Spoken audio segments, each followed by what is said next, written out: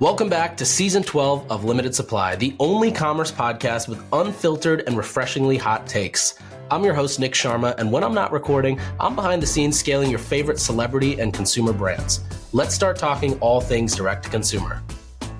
I'm going to tell you about a software that my agency, Sharma Brands, uses with our fastest scaling brands. Historically, last-click advertising channels, think Facebook, Google, or TikTok, they take too much credit for what they do. As a result, it's reduced confidence for brands to effectively scale their upper funnel strategies, which puts them in a pickle of higher CPAs. A few years ago, without Prescient, I would have said there's no real way to track what channels like YouTube, TV, or even newcomers like AppLovin are doing. But with Prescient, you can now look at daily, multi-channel forecasting and optimize your paid media without any bias. Prescient allows you to see the halo effect that is usually unrecognized with top-of-funnel channels and allows you to measure those down to the campaign level. See the impact your upper-funnel media really has on e-commerce, Amazon, and even retail stores. Plus, once you go live, since it's not a pixel-based platform, you'll have data and results populating within a week. Try it out and go to prescientai.com/limited to learn more.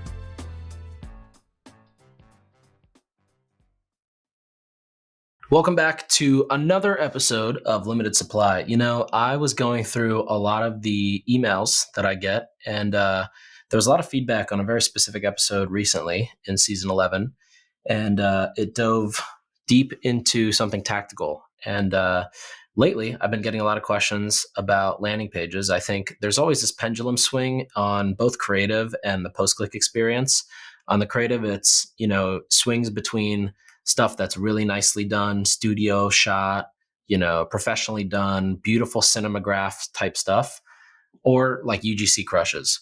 And a lot of times it just swings back and forth, and you just have to be testing enough to where you see that, one is working better than the other, and that you're making those changes. On the post-click experience, I feel like this happens too, where there's some points in the year where your homepage outperforms a product page or a landing page, or your product page outperforms your homepage or a landing page. And then there's other times where your landing page outperforms everything.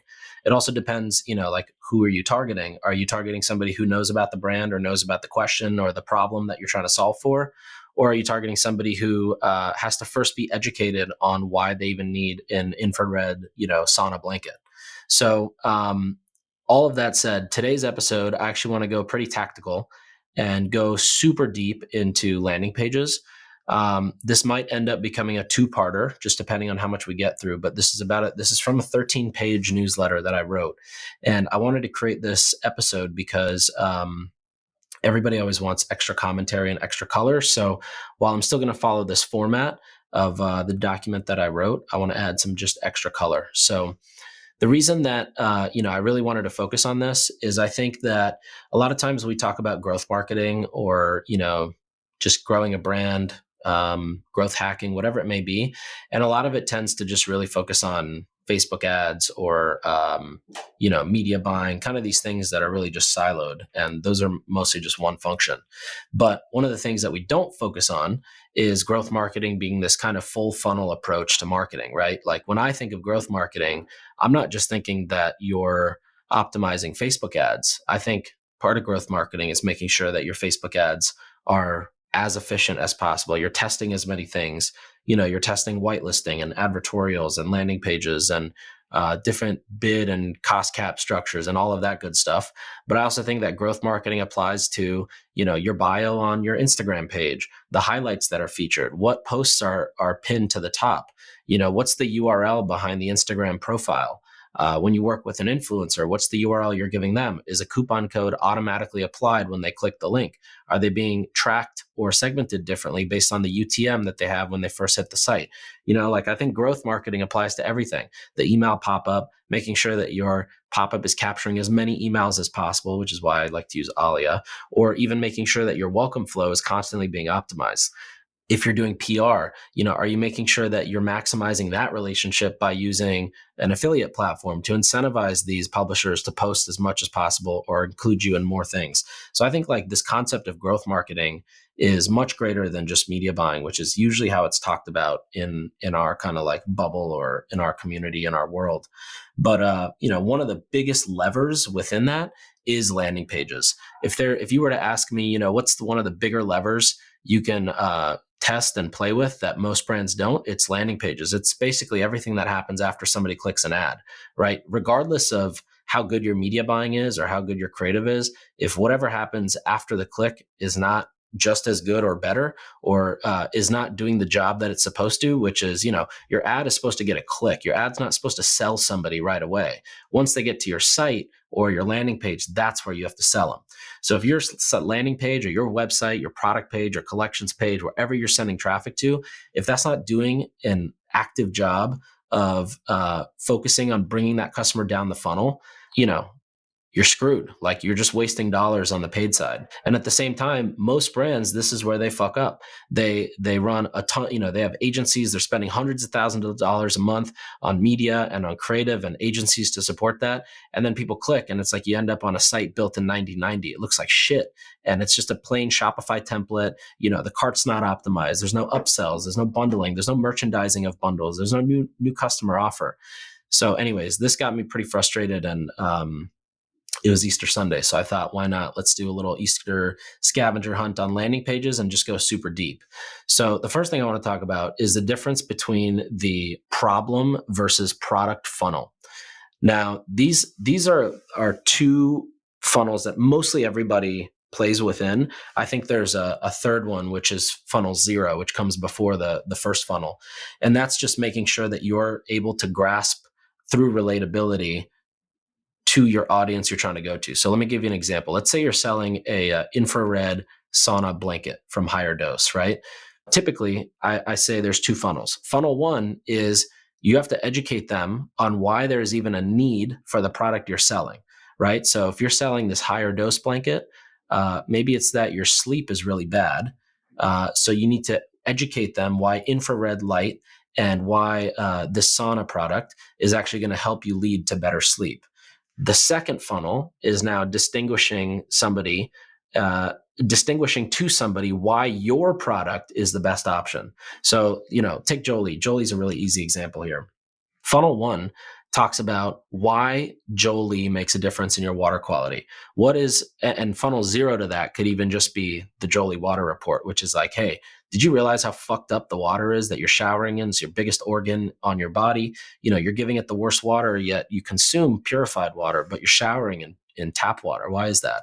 Right? That's funnel 0. Funnel 1 is now educating them on the need of clean water and what that does for them benefits wise. That's really making it about them. How do you take something that's a problem that they may or may not understand and make it about them so that they actually care enough to get to funnel 2, which is now you've got somebody who understands what the problem is, right? They understand that showering in water filled with wash off prescriptions and chlorine and all these chemicals is probably not good for your hair, for your nails, for your skin.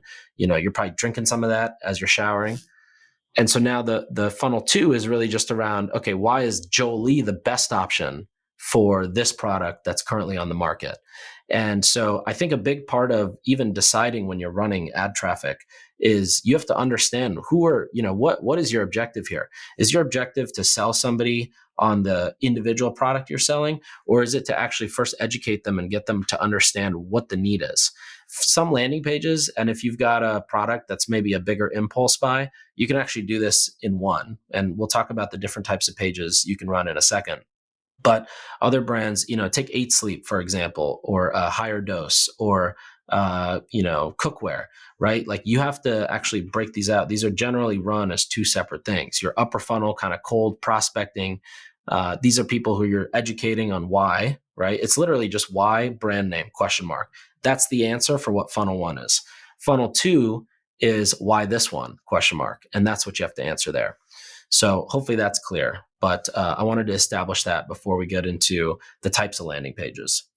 So there's a few different types of landing page. There's obviously way more than what I'm about to say because, a landing page is essentially any specialized page where you're sending traffic. But I want to focus on the few that I think are the most important, most helpful, the ones that I've seen drive the biggest impact. So the first one is a hero bundle or a hero product landing page. This is essentially focusing on a very specific bundle that you're merchandising for net new customers or a new product. Or if you're, I've talked about the supplement brands on here who they create this like net new customer offer. You get half off your first month subscription. You get a free mixer, a free, carrying case, maybe 3 months to the Calm meditation app, whatever it may be. But you essentially use these landing pages, and we'll talk about all the sections in a second. But you can use these landing pages to create that entire experience. You've got a merchandise bundle. It's like you walk into Costco and they've got these pre-made bundles when you buy a video game, right? It comes with an Xbox, an extra controller, 2 free games, maybe something else. But the idea with these hero bundle pages is the same thing. It's like put somebody on a red carpet, help them understand what the product is, why it exists, who's it for, how's it going to benefit them, when does it arrive, all these kind of main things you're just answering over and over again, and make a really good offer. And they should scroll this page without having to realize, or without having to leave and go ask a question to Google, to ChatGPT, to go look something up. Everything from social proof to a comparison chart to why should somebody trust this brand to the deal. Everything like that should be on this hero bundle page. I've found these to be the highest leverage pages. Like if you can get one of these cranking to a point where it's converting very well, you can easily triple, quadruple your conversion rate you're normally used to. Now, the second one that I like, that I love to pair with it actually, and a lot of times I'll pair this page. You have a Facebook ad, you go to this page, which is a listicle, and then you can send them to a hero bundle page or a hero product landing page. Or you could even go to a product page, depending on where all you want to go. But it's a listicle. And, listicles, I'm pretty sure, well, I don't know for sure, but in my world, listicles were made by BuzzFeed. 21 pictures that'll restore your faith in humanity. You've actually probably seen, if you've ever heard of like the native ad networks, Taboola, Outbrain, Zergnet, all these companies, the top spenders on these ad networks are publishers that run traffic to essentially slideshow listicles, which again just shows you how popular the concept of listicles are and how much people love listicles. But all that to say, listicle landing pages do phenomenal, and they're so easy to build. I used to do this manually, where I would basically go through. Let's say your Caraway cookware, right? You can go to the Caraway actually has a page publicly on their site that has all the reviews. You can literally go through them and just make a tally, a trait or a benefit, and a tally, right? So if I go to Caraway's reviews, I might see that, well, it's non-stick and non-toxic. Boom, put a check there. Somebody else writes, oh, they're very easy to clean. Boom, put a check there. One person writes, oh, I don't have to use as much oil because it's non-toxic, or sorry, it's non-stick. I'll probably put that under the first one and just add a tally to, less oil. I would basically do this until I've got like 15 things with a good amount of tallies next to them. And then I would just reverse them. So I would sort them by most tallies to least tallies and take the top 7, top 5, top 9. I'm a fan of the odd numbers. I think it looks more real. And make a listicle, 7 reasons why home chefs can't get enough of Caraway cookware. And you start with the most talked about benefit, then the second most talked, then the third, and you go to 5, 7, 9, whatever you want to go to. Throughout that, every 2 or 3, benefits, you've got a CTA that says, choose my color, explore the cookware set, whatever it may be, something to get you to the next stage of the page.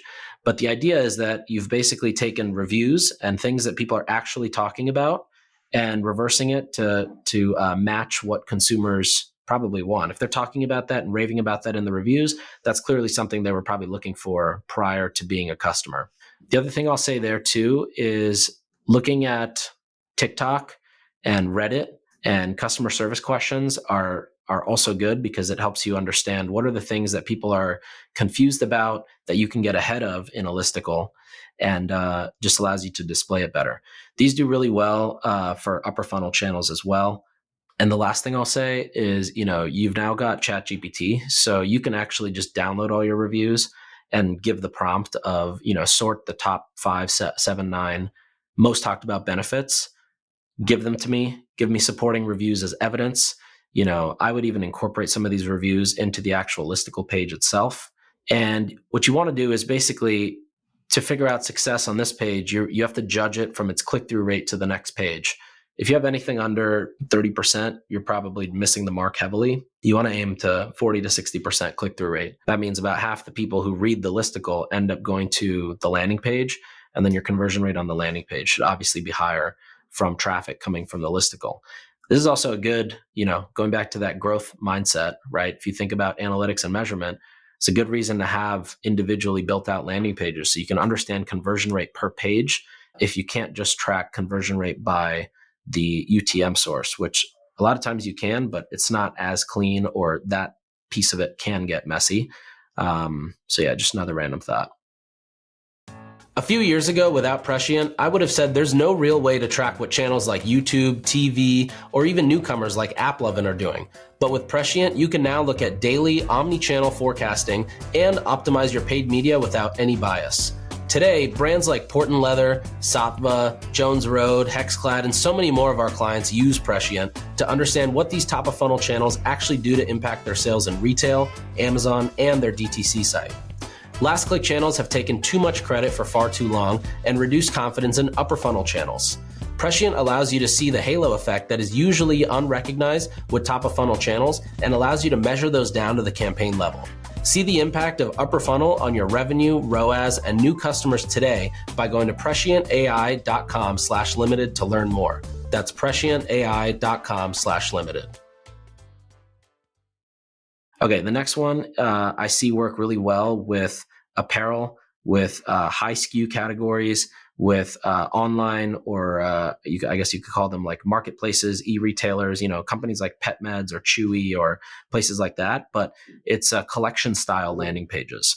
And essentially what a collection style landing page is it's combining a landing page, the concept of a landing page, which is how do we educate people, teach them, show them, give them social proof, give them reasons to believe, answer any sort of questions they have as they're on the fence of whether or not they should buy, and make it easy for them to view a larger number of SKUs in kind of a collections page format. People, I don't know if you've ever done this. I love just like out in the wild, seeing what people are doing on their phones, whether I'm on the subway or the airport or walking around or waiting in line for coffee. It's always fascinating to me as a marketer to watch how people use their phone. And one of the things I always notice is collections pages get so much engagement because people can just scroll through it. If a collections page is done nicely, like you can swipe through it, you can look at different colors or variants in the collections page without having to click through.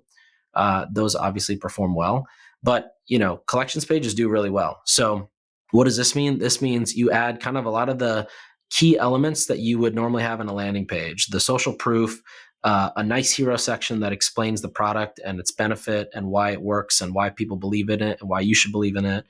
Some sort of a social proof component. Maybe it's a comparison chart. Maybe it's even just breaking up products every, 8 to 12 SKUs and reiterating social proof or reiterating a comparison chart or reiterating, an unboxing video that shows, how the product looks or what sets this brand's experience apart from something else. But it's essentially just taking a collections page and supercharging it. Me personally, I'm a fan of actually then taking this concept of a landing page as your collections page and making it your active collections page. Some brands are averse to that. They think it feels too like marketery.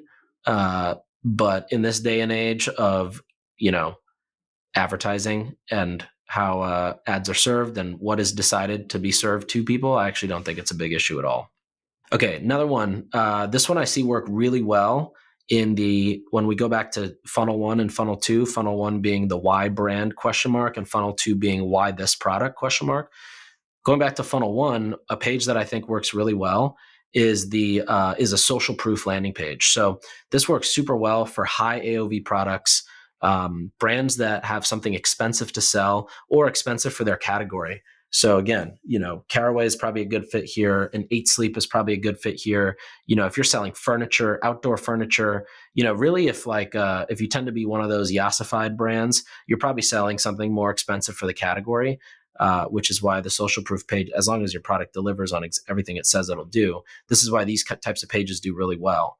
Anyways, this means, embedding TikTok clips, Instagram stories, other posts that people have put up. I'm even a fan of taking screenshots of Facebook ad comments or screenshots of text conversations. The perception is that those are much harder to fake, which in turn has a higher trust with the person who's actually viewing it.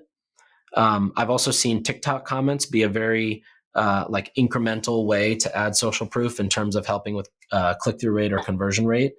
And also TikTok shop reviews. That's another one that I think not many brands are using that right now in their direct consumer funnel because they're probably trying to isolate traffic to TikTok shop. But I don't see any reason why you wouldn't take those screenshots or somehow figure out a way to integrate those.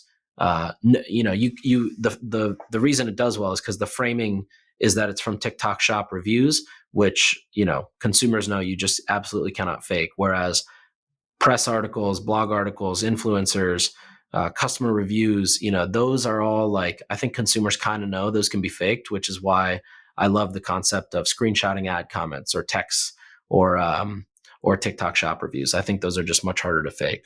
Next type of page is more of like a lead gen style page. And you can use this page, pre-launch, you can use it post-launch, you can use it in advance of launching a new product, but it's essentially a form collection landing page. So we launched a beauty brand for a beauty influencer recently called POV Beauty.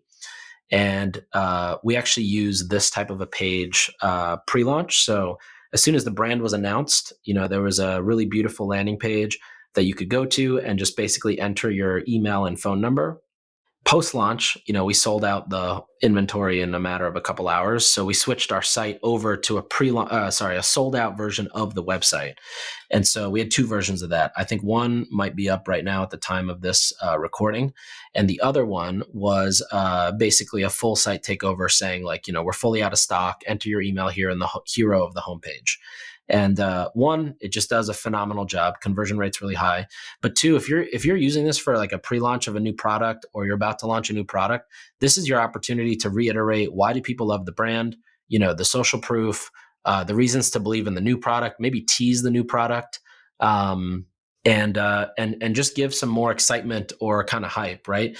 If you're launching a product and you're not going through the effort of kind of making it a big deal, and that doesn't just mean this pre-launch page, but also like really good organic social content or, kind of like teasing what it is, good email content, whatever it is, you're just missing out on revenue. Like it doesn't, there's no negative impact to building an additional list out of the list you already have. Sure, you're going to email your whole list, but wouldn't you also rather have a group of people that are ready to go and ready to buy this product?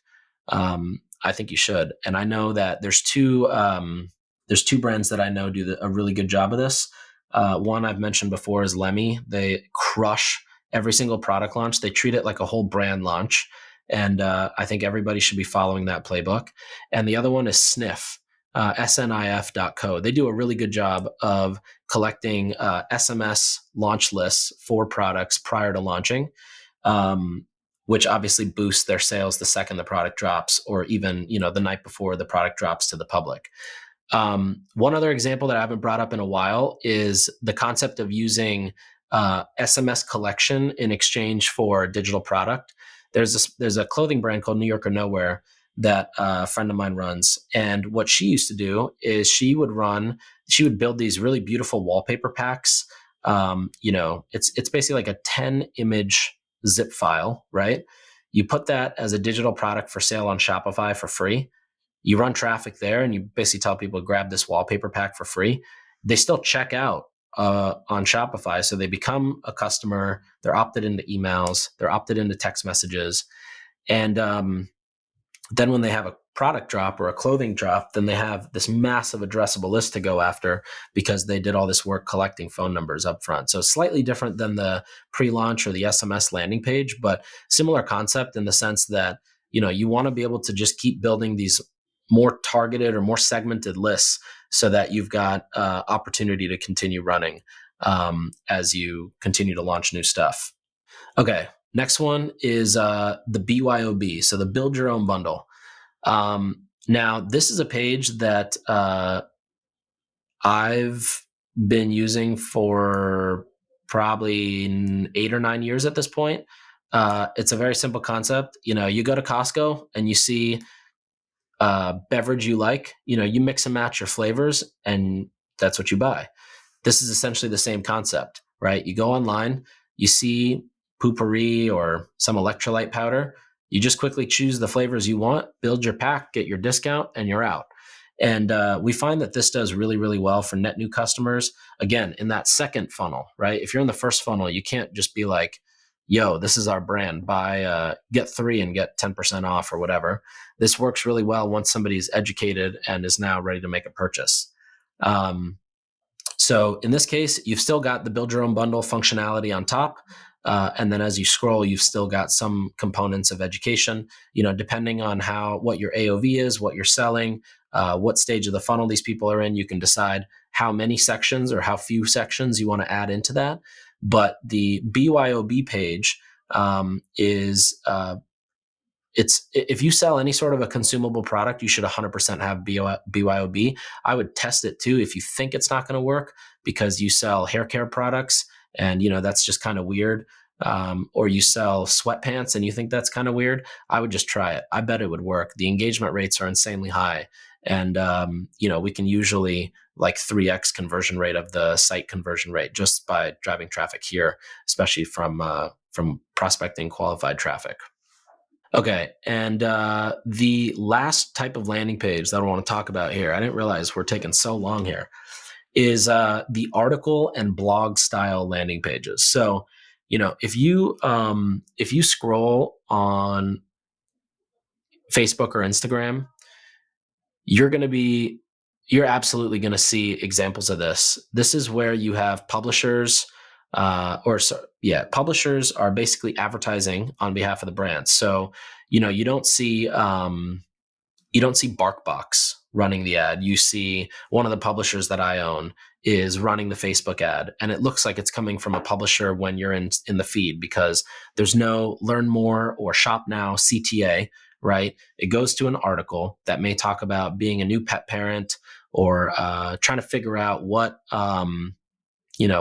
products my new puppy needs, or my dog's getting old, what kind of things do I need to be aware about, right? It leads you in with either something of value. The value can be something funny, it can be something insightful or educational, like in this Bark example. It can be something relatable, like let's say it's for Caraway again, right? Maybe it's an article about moving into a new apartment, not knowing what all to buy. Boom. Amazing place to tell this story about, to find somebody and connect and relate with them, right? And then they click, they start reading, you get their buy-in, and then you can sell them the Caraway. This concept of the advertorials, which just comes from the name ad editorial, is one of the biggest, most underrated tactic I think that exists right now. You can expect CPAs to be 30% lower. And as a result, you're able to educate people significantly more. If you sell in retail, this is a no-brainer because people may not buy right away, which is fine, but you will have a higher conversion rate from traffic coming here. But then they'll go buy that in retail. I remember at Hint, we ran an incrementality study on advertorials, and we've even done this with other brands recently. That was, 7-8 years ago, looking at target sales. But we did this recently with another brand and realized that their new audience, like the people they reach who are net new audience to the brand, shot up significantly as a result of advertorials, because advertorials are just a much nicer way to finesse your way into a net new customer audience, right? Imagine you're like walking on the beach in Mexico and somebody just comes up to you and starts trying to sell you something. You're like, get the fuck away from me. You don't want to hear from them. Whereas let's say you're walking on the beach and somebody starts asking you about your watch or compliments you on your shorts, whatever it is. They're kind of just smoothing their way in. That's basically what an advertorial does. It kind of like smooths the entrance into right where the ad is placed in the article. Okay, I think we got to stop there because the next section I wanted to talk through are all the actual modules that I recommend building out for the landing page. including, what kind of questions you have to keep answering over and over again.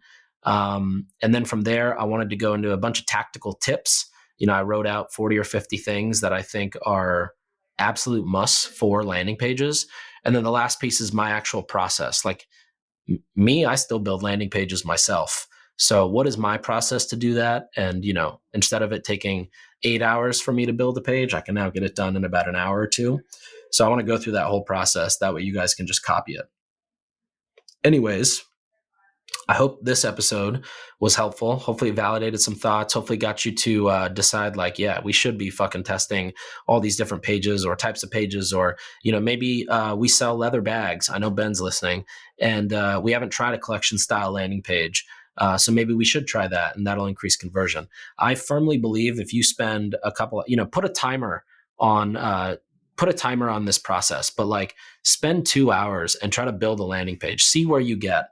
And if you want, for like the 5 people that are actually going to do this, if you send me your Figma file of a landing page or an outline on a Google Doc, I will help you critique it. I'll go to your site. I'll help you think about the best strategy, the best offer.